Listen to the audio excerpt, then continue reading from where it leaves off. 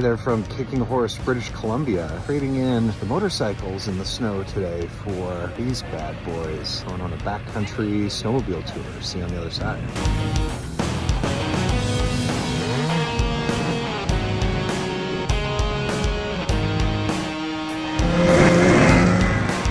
We're taking some snow crystal readings. We're seeing what the surface of the snow is looking like.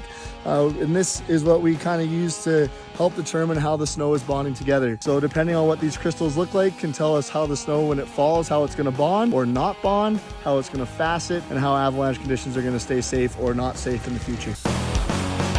Okay, backcountry snowmobiling, British Columbia, the Purcells and the Dogtooth mountain range. And if we look back over here, those are the great Canadian Rockies behind us, obscured by a little bit of weather coming in.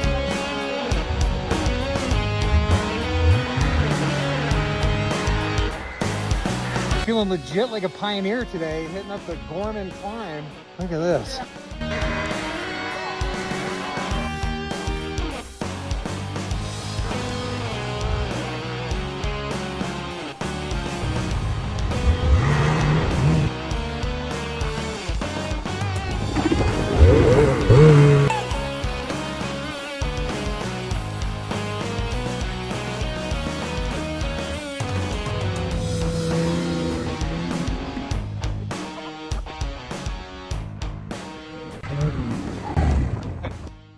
We are in beautiful Gorman Lake, British Columbia.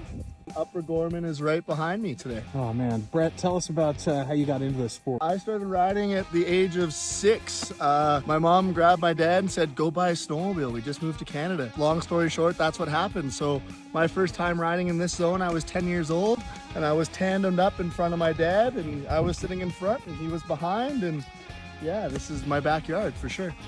And what were you saying just a minute ago about the way it makes you feel, like getting into like the flow? Yeah, like... riding a snowmobile is really about the state of flow and getting in that state of focus. You know, it's there's a lot of things to think about riding back here between avalanche conditions, how your machine's riding, how your body's feeling.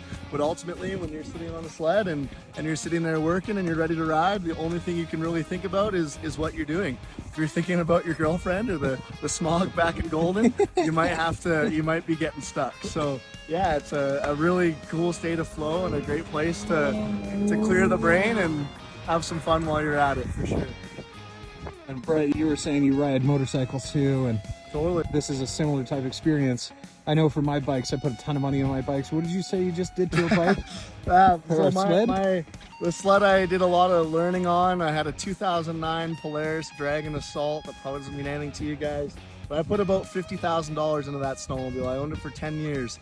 4 motors, bunch of suspension parts, everything else. By the end of its life, it had a cracked chassis. I sold it for $1,000 and you move on. So these are kind of like race cars. If you're in it for the money, you better be ready to be broke, for sure. I love it, brother. Thanks a lot for having us out here today. No worries. Thanks for having a good time and having fun with us and Rocky Mountain Riders.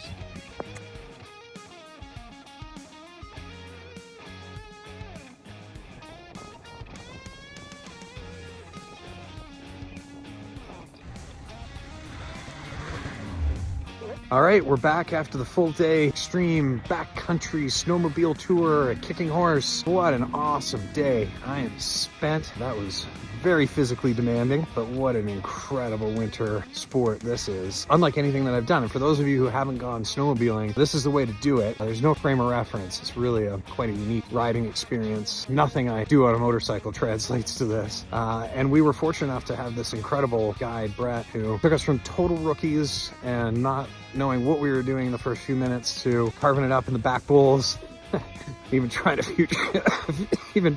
few jumps.